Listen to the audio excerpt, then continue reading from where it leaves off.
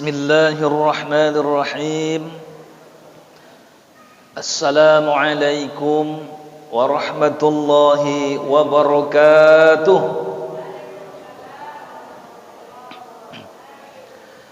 Alhamdulillahi wa kafa, wassalatu wassalamu ala habibil mustafa wa ala alihi wa sahbihi ahli tuqa wal wafa. Subhanaka la ilma lana illa ma 'allamtana innaka antal alimul hakim. Rabbi shrah li sadri wa yassir li amri wahlul 'uqdatam min lisani yafqahu qawli. Yang saya hormati pengurus masjid beserta jajarannya, tokoh masyarakat, alim ulama, cerdik pandai, bapak-bapak, ibu-ibu, hadirin hadirat, semoga yang hadir pada kesempatan maghrib menjelang isya ini Allah limpahkan rahmat, Allah limpahkan keberkahan, Allah berikan kepada kita ketenangan, ketenangan jiwa, ketenangan batin. Mudah-mudahan kita selalu istiqomah di jalannya, amin ya rabbal alamin. Puji syukur alhamdulillahi rabbil alamin. Kita persembahkan kehadirat Allah tabaraka wa ta'ala, di mana nikmat Allah selalu tercurah kepada kita dengan nikmat iman, nikmat Islam, nikmat sehat, nikmat sempat, nikmat yang amat besar Allah curahkan kepada kita, sehingga Allah katakan wa in tu'addu ni'matallahi la tuhsuha, dan jika kalian menghitung nikmatku maka kalian tidak akan mampu untuk menjumlahkannya. Maka perbanyak ucapkan alhamdulillah. Kemudian selawat beriring salam kita hadiahkan buat junjungan alam kepada baginda Rasulullah sallallahu alaihi wasallam dengan mengucapkan Allahumma salli wa sallim ala sayyidina Muhammad wa ala ali sayyidina Muhammad.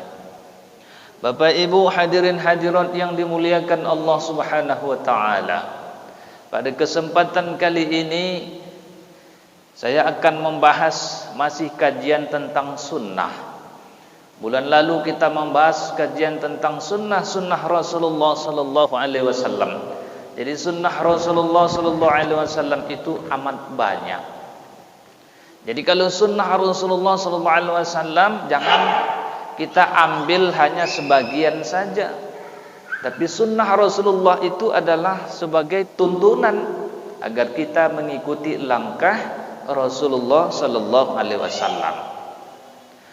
Maka ketika kita melaksanakan sunnah Rasulullah sallallahu alaihi wasallam, maka kita selaku umatnya yang mengaku, yang mengikuti beliau, maka di dalam kajian ilmu yang paling tinggi pun, ilmu tasawuf, ilmu mengenal Allah, hakikat, marifat, ya, ilmu yang paling tinggi pun kalau tidak sejalan dengan Rasulullah, dia akan tertolak. Maka ada dalam Al-Quran Allah katakan, Qul in kuntum tuhibbunallah fattabi'uni yuhibbukumullah. Jika kalian cinta kepada Allah, fattabi'uni, ikuti aku. Jika kalian mencintai Allah pencipta, ya, kita diciptakan oleh Allah, maka kalau kita tidak menanamkan rasa cinta kepada Allah, itu amat engkar betul. Maka kata Allah, jika kalian cinta kepada Allah, fattabi'uni, ikutilah aku, yuhibbukumullah, niscaya Allah akan cinta kepadamu. Maka ada seorang perempuan ahli sufiyah namanya Rabi'ah al-Adawiyah. Dia seorang perempuan yang mahabbah kepada Allah, yang kedekatannya dengan Allah luar biasa, yang disebut sebagai ahli sufiyah. Sufi perempuan dikenal sebagai mahabbah, kecintaannya kepada Allah maka seorang wanita tersebut dia mulia di sisi Allah, bahkan sampai akhir hayatnya dia tidak menikah. Bukan berarti Bu, Pak, ibu-ibu tidak mau menikah. Ini orang-orang tertentu aja, jangan ibu jadi orang tertentu seperti itu. Karena Rabi'ah Al-Adawiyah itu dia mantan tuna susila. Dia tobat, dia menjadi sufiyah. Dia menjadi orang yang taqarrub ilallah, orang yang dekat kepada Allah Subhanahu wa ta'ala. Mungkinkah orang seperti itu bisa dekat dengan Allah? Kenapa tidak? Betul? Jadi jangan kita anggap orang yang pernah dosa nggak bisa dekat dengan Allah. Jangan. Justru orang yang dekat demikian dia bertobat kepada Allah, menjadi ahli sufiyah, menjadi orang yang dekat dengan Allah Subhanahu wa ta'ala, mulia di sisi Allah derajatnya. Jadi kalau kita ingin cinta kepada Allah, maka syaratnya itu harus ikut Rasulullah. Kalau dia jauh dari sunnah Rasulullah, sufi, ilmu tarikat, ilmu hakikat, bohong, ya. Bohong kalau dia jauh, kalau dia tidak sesuai dengan sunnah Rasulullah. Maka setinggi apapun ilmu seseorang, ketika dia mendalami ilmu tasawuf, kalau dia bertentangan dengan Rasulullah, itu akan tertolak. Rasulullah sallallahu alaihi wasallam katakan, "Man ahya sunnati faqad ahabbani, wa man ahabbani kana ma'i fil jannah." Siapa yang hidupkan sunnahku, berarti ia cinta kepadaku. Barang siapa yang cinta kepadaku, kana ma'i fil jannah, nanti dia akan bersamaku di dalam surga. Mau Bapak Ibu sama dengan Rasulullah di dalam surga? Mau? Orang yang nomor 1 di dunia, berdekatan dengan para syuhada, para nabi, para anbiya, para solihin. Mereka tempatnya mulia di sisi Allah, surga yang paling tinggi. Orang yang akan dekat dengan Rasulullah yang pertama adalah orang yang menyantuni anak yatim. Ana wa kafil yatim, hadza wa kadza. Aku akan bersama dengan orang yang menyantuni anak yatim. Dia tunjukkan 2 jari, lalu ia rapatkan jarinya. Nah, itu yang pertama. Orang yang menyantuni anak yatim bersama dengan Rasulullah. Karena Rasulullah menyantuni anak yatim. Rasulullah sallallahu alaihi wasallam punya anak pungut, anak yatim. Jadi dia memelihara anak yatim. Kemudian orang yang bersama dengan Rasulullah sallallahu alaihi wasallam, yaitu orang yang mengikuti sunnah-sunnah Rasulullah sallallahu alaihi wasallam. Nanti bersama dengan Rasulullah. Lalu apa saja sunnah-sunnah Rasulullah sallallahu alaihi wasallam? Banyak Bapak Ibu. Di antaranya ibadah-ibadah salat sunnah. Itu yang kita kaji kemarin, hanya beberapa poin. Sunnah Rasulullah. Sunnah Rasulullah itu ada yang sunnah di luar rawatib, ya, sunnah muakkadah. Ada yang sunnah rawatib yang muakkadah dan ghairu muakkadah. Jadi sunnah rawatib itu terbagi 2, muakkad dan muakkadah. Maka ketika kita melihat sunnah-sunnah Rasulullah sallallahu alaihi wasallam, berarti kita dicontohkan agar ikut melaksanakan amalan-amalan sunnah tersebut. Kalau kita menghidupkan amalan sunnah tersebut, berarti kita digolongkan sebagai hamba Allah yang cinta kepada Rasulullah. Aku cinta Rasulullah, sunnahnya enggak diamalkan, enggak benar. Aku sayang dengan Rasulullah, rindu dengan Rasulullah, tapi ibadahnya, sunnah-sunnah Rasulullah enggak diamalkan. Ya walaupun mungkin mengamalannya itu tidak rutin, tetapi ketika kita mengaku ingin dengan Rasulullah, ingin berjumpa, senang dengan Rasulullah, rindu dengan Rasulullah, maka kita harus berupaya sekuat mungkin untuk melaksanakan amalan-amalan sunnah yang diajarkan oleh Rasulullah sallallahu alaihi wasallam. Betul kira Pak? Jadi tidak hanya omong kosong, cinta Rasulullah enggak pernah sholawat, cinta Rasulullah, ingin bersama Rasulullah, sholawatnya berapa satu hari? Pas sholat aja lah. Atahiyatul mubarakatuh Allahumma sholli ala sayyidina Muhammad atau Allahumma sholli ala Muhammad wa ali Muhammad. Sehari 5 kali tambah sunnah. Sedikit sekali itu. Jadi kalau cinta dengan Rasulullah, ya salawatnya harus banyak. Satu hari itu minimal 100. Kalau bisa lebih banyak.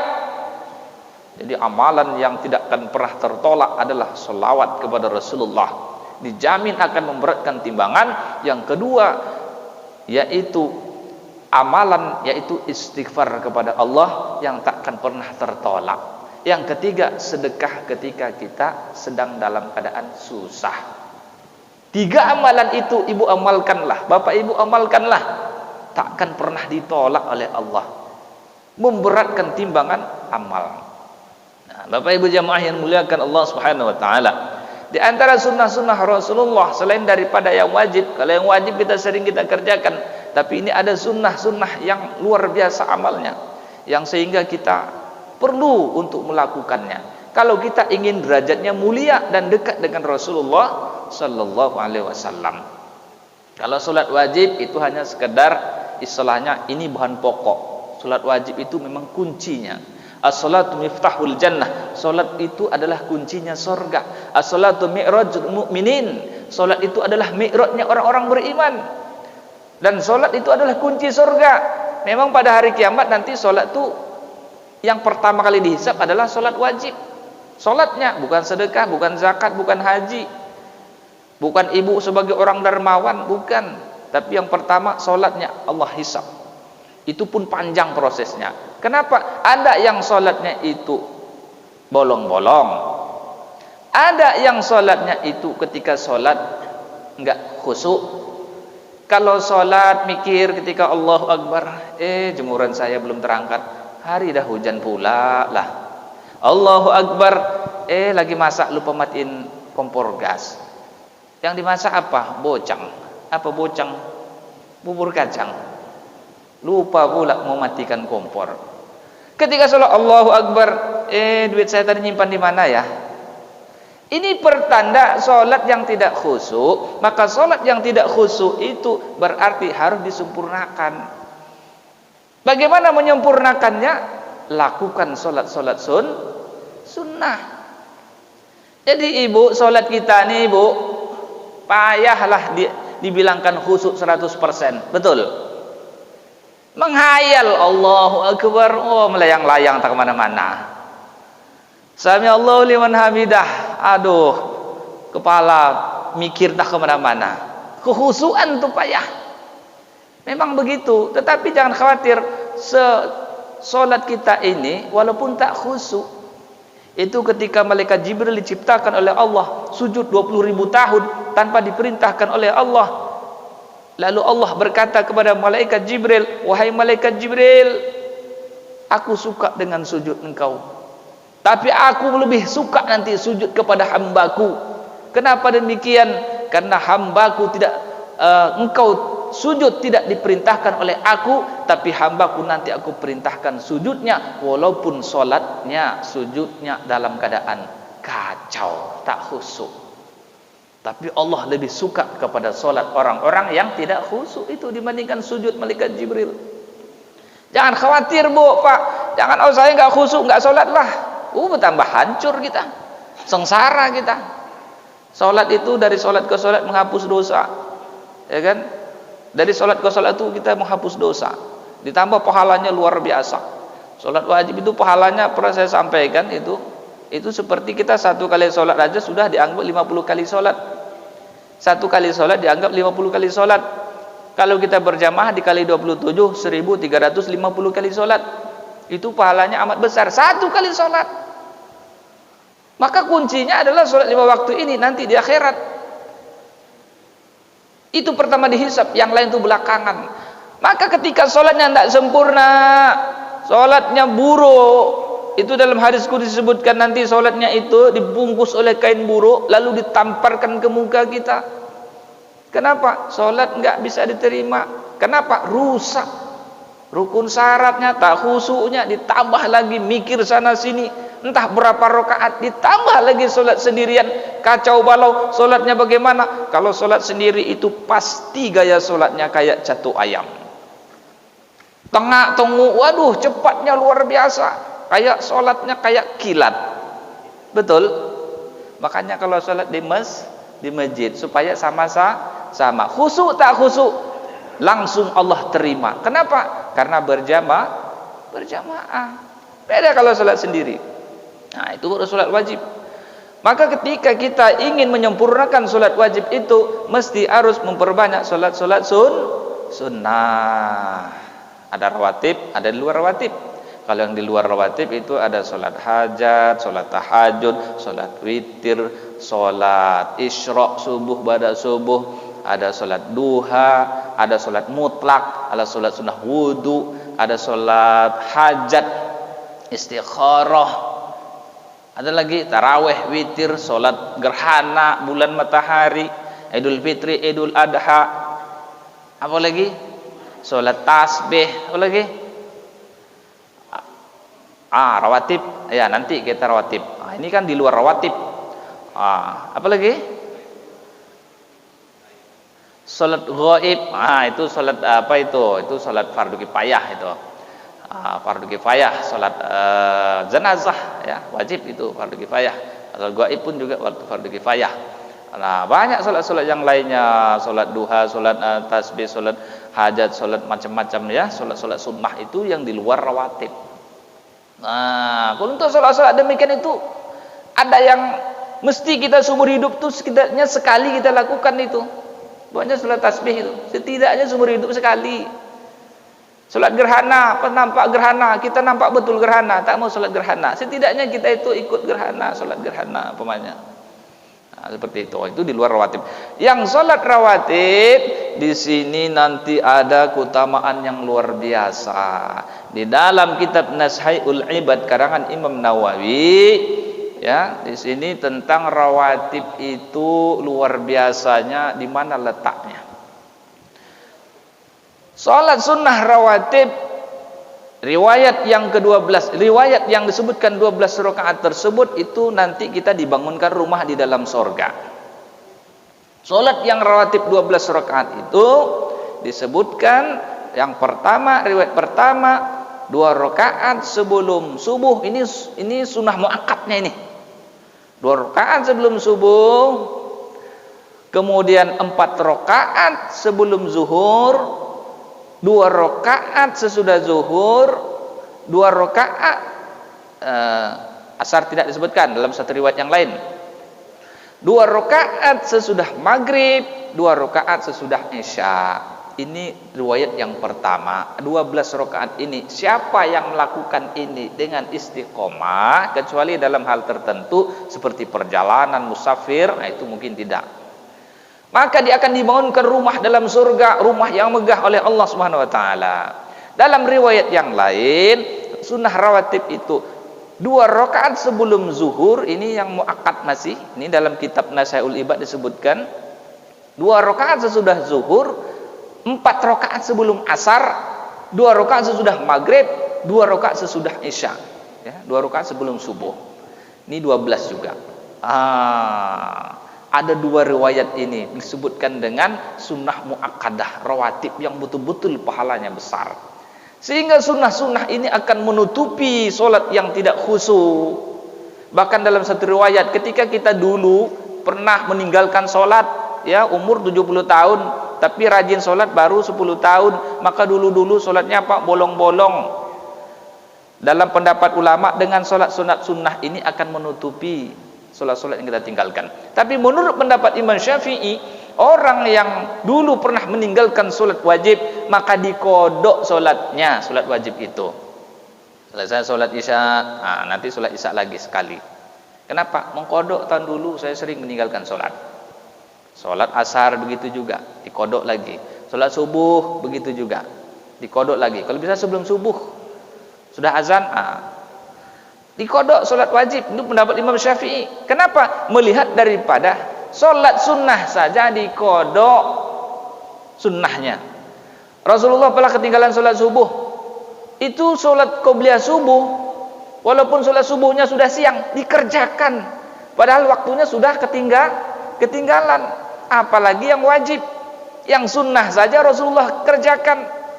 Aisyah ketinggalan sholat qobliyah subuh, dikodok besoknya sebelum sholat subuh 2 rakaat dulu qobliyah subuh yang hari itu, kemudian dikodok 2 rakaat sebelumnya. Dalam riwayat yang lain sholat zuhur 4 rakaat Rasulullah ketinggalan baru dapat 2 rakaat. Sesudah zuhur Rasulullah lakukan lagi sholat sesudah melakukan ba'diyah zuhur ditambah 2 rakaat mengkodok sholat qobliyah zuhur menjadi 4 rakaat. Sholat sunnah saja kita ketinggalan kita bayar, apalagi sholat wajib. Logikanya begitu, betul tidak? Yang sunnah saja dikodok dibayar hutang sholat, apalagi yang wajib. Inilah hebatnya Imam Syafi'i itu.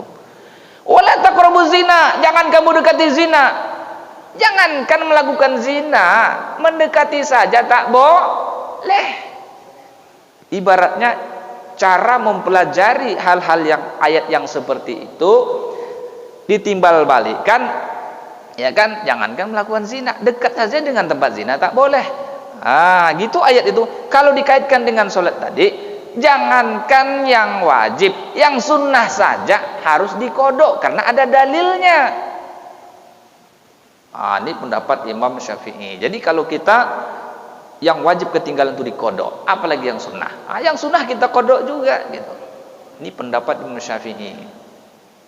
Kita mengkodok. Yang sunnah saja dikodok. Kenapa? Riwayat hadis banyak mengkodok. Qobliyah subuh ketinggalan dikodok. Kenapa? Rakaatul fajri khairum minad dunya wa ma fiha. 2 rakaat sebelum subuh lebih baik daripada dunia dan seisinya. Rugi Pak Bu kalau kita ketinggalan. Rugi. Betul tidak? Isi dunia ini kayak apa megahnya coba, kekayaan luar biasa. Tapi kalah dengan 2 rakaat sebelum subuh. Datang anak muda mau melamar. Saya mau melamar Pak. Dengan apa? 2 rakaat sebelum subuh. Saya nggak pernah tinggal. Lebih kaya. Beranikan diri. Jangan begitu anak muda. Kalau mau melamar siapkan dulu duitnya. Betul Pak Bu. Ini saking percaya dirinya itu anak muda. Karena sholat sunnah qobliyah subuh itu besar pahalanya. Kalah isi dunia dan seisinya. Nah, ada lagi hadis yang sehingga di sini luar biasa, yang sunnah-sunnah ini sehingga mengantarkan kita menjadi orang yang diharamkan disentuh api neraka. Apa amalannya? Ternyata amalan sunnah juga. Diharamkan disentuh oleh api neraka. Di dalam hadis, di dalam kitab fikih sunnah, jadi barang siapa melakukan sholat qobliyah zuhur 4 rakaat, kemudian ba'diyah zuhur 4 rakaat, ya, haramallahu jasadahu ala niran, Allah haramkan jasadnya disentuh api neraka. 4 rakaat sebelum zuhur, 4 rakaat sesudah zuhur. Jadi jangan 2 rakaat sebelum zuhur, 4 rakaat sesudah zuhur, berarti kurang. Harus dikodok dulu sebelum zuhurnya baru 2. Tadi umpamanya ketinggalan nih, nggak sampai 4. Ya kan, harus dikerjakan 4. Kemudian sesudah zuhur dikerjakan 4. Diharamkan jasadnya disentuh api neraka. Ya, gara-gara amalan apa ini? Amalan sunnah Bapak Ibu. Ya, disempurnakan sholat wajib kita, kemudian ada fadilahnya, keutamaannya. Hadis riwayat Tirmizi, hadis sahih. Mau diharamkan disentuh api neraka Pak Bu, istiqomalah laksanakan 4 rakaat sebelum zuhur, 4 rakaat sesudah zuhur. Api neraka tuh panas Pak Bu, panas. Kita di sudut puntung rokok aja man, sakit, kepijak puntung rokok aja kita ngejingkrak, apalagi api neraka. Tapi dengan amalan-amalan sunnah Rasulullah itu dapat dibentengi dengan sunnah Rasulullah sallallahu alaihi wasallam. Ini 4 rakaat sebelum zuhur dan sesudah zuhur. Keutamaan 4 rakaat sebelum zuhur itu diibaratkan dalam hadis, disebutkan riwayat Tabrani, bahwa seakan-akan ia melaksanakan sholat 4 rakaat tahajud di malam hari. 4 rakaat sebelum zuhur, seakan-akan ia melaksanakan sholat tahajud 4 rakaat di malam hari. Makanya Rasulullah disebutkan dia sangat lama sujudnya qabla zuhur itu 4 rakaat. Makanya waktu sholat zuhur itu jangan terlalu cepat kali sebelum zuhur. Belum apa-apa baru 2 rakaat dah titit azan. Itu salah itu masjid-masjid itu yang meninggalkan waktu itu sunnah-sunnah itu dilewatkan. Mestinya beri jarak waktu minimal 10 menit. Ya. Ini tidak, baru 2 rakaat orang, baru wudu, baru masuk. Dah, Allahu Akbar, Allahu Akbar. Kenapa? Salat awal waktu, salah itu, enggak ikut sunnah itu. Awal waktu yang keliru. Kenapa? Sunnah Rasulullah bagaimana awal waktunya? Dia kerjakan dulu 4 rakaat sebelum zuhur. Bahkan sebelum asar itu pula 4 rakaat karena waktunya luar biasa sebelum asar itu. Berat juga tuh. 4 rakaat sebelum asar. Kemudian 4 rakaat nih, 4 rakaat sesudah Isya, ya. 4 rakaat sesudah Isya itu seakan-akan ia melaksanakan sholat di malam Lailatul Qadar. 4 rakaat sesudah Isya seakan-akan ia melaksanakan sholat sesudah di Lailatul Qadar, pada malam Lailatul Qadar. Makanya sesudah Isya itu udah 2 rakaat yang rawatibnya, yang muakkadnya 2 rakaat, ya. Ini ditambah lagi muakkad dengan ghairu muakkad. Ghairu muakkad itu sesudah Isya ditambah menjadi 4. Sesudah zuhur muakkadnya 2 rakaat sesudah zuhur, tetapi ditambah lagi 2 rakaat lagi. Itu dalam hukum Islamnya itu ghairu muakkad. Ya kan? Ghairu muakkad. Nah, setiap setelah azan menjelang iqamat itu ada salatnya, ya. Ada salat sunnahnya. Setelah azan itu pasti ada salat sunnahnya. Qablah maghrib sunnah ghairu muakkad, sehingga disuruh oleh Rasulullah salatlah bagi yang mau. Kenapa? Ada Rasulullah mengatakan qabla azan itu ada salat rawatibnya. Ada rawatibnya. Jadi jangan dilewatkan. Jangan langsung qomat. Sebelum Isya juga demikian. Ada azan, berarti ada sunnahnya. Walaupun hukumnya adalah ghairu muakkad, yang tidak sangat ditekankan, tapi Rasulullah tetap mengamalkannya. Jadi seperti itu.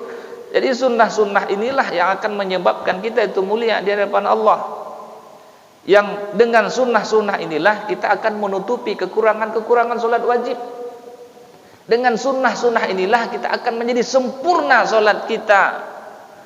Jadi sunnah ini jangan kita sepelekan Bapak Ibu. Sunnah yang wajib aja. Yang wajib belum tentu sempurna ibadahnya. Ditambah lagi nggak ngerjakan yang sunnah, ya bisa-bisa jadi solat kita ditolak. Rusak solatnya, nggak disempurnakan dengan solat sunnah. Nanti pada hari kiamat sibuk kita, ini solat saya rajin, tapi solat kamu 1-2 yang benar kata malaikat. Mau apa kita? Kamu nggak pernah juga melakukan solat sunnah, nggak bisa menambal, menutupi solat wajibmu yang nggak khusyuk itu. Maka di situ hisab yang lama sekali itu nanti di padang mahsyar, di hari penghisaban itu mengenai tentang solat. Solat yang pertama, sedekah belakangan, semuanya yang lain belakangan. Masih solat aja. Tahun ini kamu solat bolong-bolong kata malaikat. Ini catatannya. Mau apa kita? Tahun ini saya rajin, tahun besok saya rajin, saya taubat. Iya, tapi tengok solatnya rusak kata malaikat. Nggak khusyuk, nggak apa. Nggak ada juga penambalnya untuk menyempurnakan solatmu, solat sunnah pun tak ada. Rugi kita Bapak Ibu. Ya, banyak solat tapi rusak gimana? Yang paling parahnya lagi adalah orang yang solat aja belum tentu masuk surga, apalagi yang tak solat. Yang solat aja belum tentu masuk surga lagi katanya. Ngapain solat katanya? Oh, kalau begitu yang solat belum tentu masuk surga, apalagi yang tak solat, malah tak ada jaminan. Yang solat belum ada jaminan, tapi yang tak solat lebih parah lagi. Tapi yakinlah kita sebagai orang yang beriman, yang solat dengan istiqomah, dengan khusyuk dan tawadu, berusaha dengan sekhusyuk-khusyuknya, insya Allah Allah terima. Amin ya rabbal alamin. Kenapa? Kita punya keyakinan kepada Allah. Allah bukanlah orang, bukan orang. Allah bukanlah memiliki sifat egois. Allah itu pemurah, penyantun, pemaaf, penerima taubat, sangat mengerti, yang maha halus. Nah, jadi kalau kita ada kekurangan itu, Allah berikan kemudahan, Allah berikan kemudahan. Jadi Bapak Ibu jemaah yang dimuliakan Allah Subhanahu wa taala, untuk mengamalkan sunnah-sunnah ini perlu istiqomah. Berat enggak kira-kira mengamalkan sunnah itu? Berat Bapak Ibu. Selesai sholat capek, ponek, selesai isya mau 4 rakaat lah, payah. 2 rakaat aja lah, balik. Enggak usah sholat sunnah lagi, yang wajib aja lah. Aku mah yang wajib-wajib aja. Kan hukumnya sunnah, enggak dikerjakan enggak apa-apa. Sunnah itu dikerjakan berpahala, nilainya luar biasa, ditinggalkan sangat rugi sekali, bahkan bisa celaka. Kenapa? Kalau sholat 5 waktunya saja ndak beres, ndak sempurna. Gara-gara sholat 5 waktu tak sempurna, ndak diterima sholatnya, nggak ada pula sholat sunnahnya, bertambah ditolak oleh Allah. Kan rugi kita. Maka solusinya adalah sholat wajib dilaksanakan istiqomah, utamanya dengan berjamaah, ditambah sholat-sholat sunnah. Makanya penting, kalau kita mau bersama Rasulullah, amalkan sunnah nih. Banyak sunnahnya. Sebelum tidur, kalau Abu Bakar sholat witir sesudah isya, ya kan, sholat 4 rakaat, dia witir 3 rakaat atau 1 rakaat, ya kan. Kalau Umar, dia sholat witirnya setelah tahajud malam sebelum subuh. Di sini sahabat-sahabat demikian melakukannya. Kalau kita, tahajud boro-boro lah, yang wajib aja udah syukur alhamdulillah. Ya Pak, Ibu, yang wajib aja alhamdulillah. Tapi lebih hebat lagi kalau kita ditambah dengan sunnah, derajatnya akan tinggi, maqam mahmuda. Itu memperoleh ketika tahajud malam, diperoleh oleh kita itu tempat yang tinggi di hadapan Allah Subhanahu wa taala. Cuman berat melakukannya. Betul Pak? Nah, itu dia. Jadi kalau orang mau mulia itu bukan karena sholat wajibnya, tapi karena ada melakukan wajib dan sunnahnya, baru mulia gitu. Bukan yang wajibnya saja, baru luar biasa.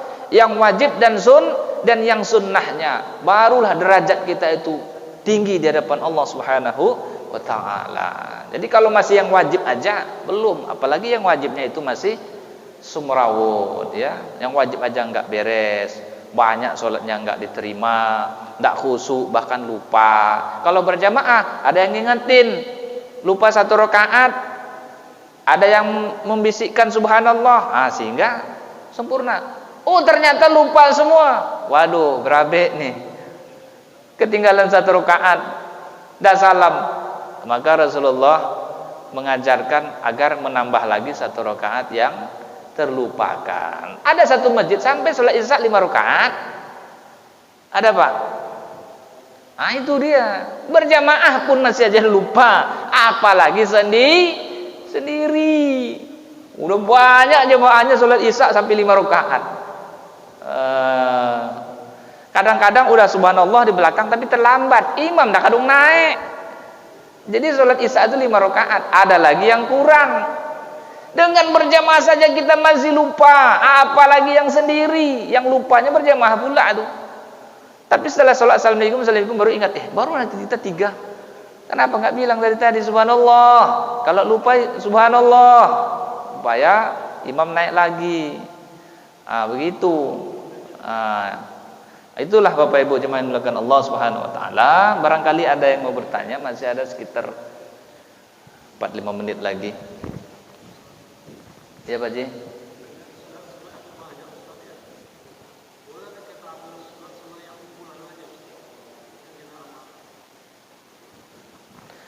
Ya, sholat sunnah itu banyak. Ada yang muakkad, ada yang ghairu muakkad. Boleh nggak kita mengambil yang unggul saja? Maksudnya sholatnya atau amalan-amalan? Boleh. Tapi di antara amalan-amalan yang lain, sunnah Rasulullah itu banyak, seperti pakai serban, pakai gamis, pakai minyak wangi, pakai siwak. Tapi di antara itu ada sunnah yang paling hebat, namanya sunnah rawatib. Pahalanya paling besar setelah wajib rawatib. Itulah pahala yang paling besar adalah wajib, salat wajib, ya kan, baru salat sunnah rawatib. Ada sunnah-sunnah yang lain seperti pakai minyak wangi, itu sunnah memang berpahala, tapi nilai pahalanya tuh mengalahkan dengan pahala rawatib. Kita pakai siwak banyak, besar pahalanya itu. Salat yang bersiwak dengan tak bersiwak beda. Lebih besar orang yang salat bersiwak. Kebanyakan itu sunnah tuh, sunnah Rasulullah. Kita pilih yang paling unggul. Di antara yang paling unggul itu tidak terlawan adalah sunnah rawatib yang 12 rakaat. Tak terlawan pahala besarnya. Memang boleh yang ghairul muakkad kita nggak kerjakan, boleh, namanya kan sunnah. Tapi itu tadi rugi kita. Hidup cuma sekali, katanya kita ikut sunnah Rasul. Jangan pilih yang enak aja. Maka kalau mau ikut sunnah Rasul, jangan milih poligami aja. Amalan sunnah nih banyak tadi, banyaknya amalan sunnah. Yang milih poligami aja, apa tuh sunnah Rasul? Oh, kayak gitu, nggak bisa. Maka kalau dia udah rajin sunnah yang ini, itu bolehlah poligami. Dia nampak ciri-ciri orang rajin sunnah itu berarti itu contoh mau ngejar poligami juga dia itu. Kenapa? Sunnah yang lain sudah diamalkan. Hebat tuh Bapak Ibu kalau sudah mengamalkan sunnah itu. Ada lagi Pak? Ya. Ya.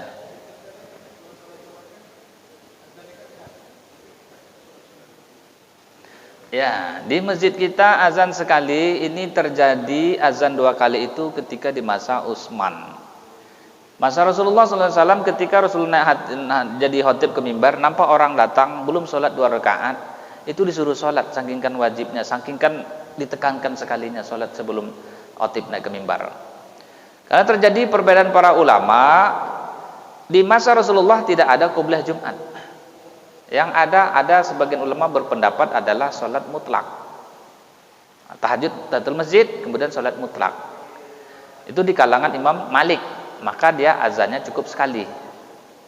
Sementara ketika para sahabat itu di masa Utsman azan 2 kali, karena di situ ada ramainya orang, azan sekali belum datang, maka dibuat 2 kali. Maka di situ pula ada sunnah sahabat yang mengamalkan qobliyah sebelum Jumat. Maka di sini ada pendapat Imam Syafi'i dan Imam Abu Hanifah, ia mengatakan qobliyah Jumat itu ada.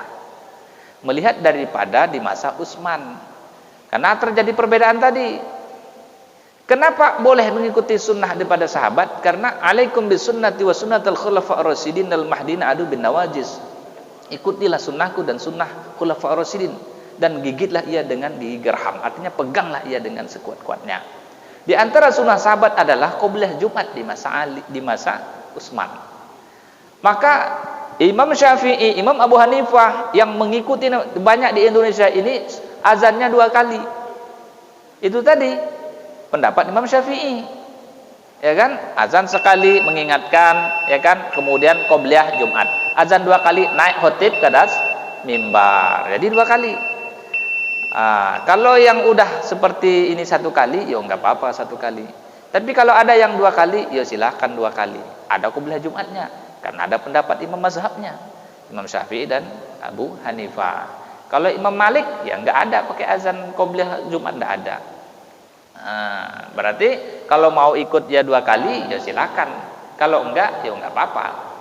Kan begitu, karena terjadi perbedaan pendapat. Bapak Ibu jemaah yang dimuliakan Allah Subhanahu wa taala, berhubung waktu masuk salat Isya, jadi itulah kajian kita, itu berkaitan dengan sunnah-sunnah Rasulullah, sehingga kita mengangkat derajat kita di hadapan Allah, mengaku diri kita cinta kepada Rasulullah, yaitu janji Rasulullah kalau dia cinta kepada Rasulullah yaitu mengikuti amalan sunnah Rasulullah, dan dia bersama dengan Rasulullah di dalam syurga. Wallahul muwaffiq ila aqwamit thoriq. Sikum nafsi bi taqwallah, billahi taufiq wal hidayah wa ridha wal inayah. Wassalamu alaikum warahmatullahi wabarakatuh.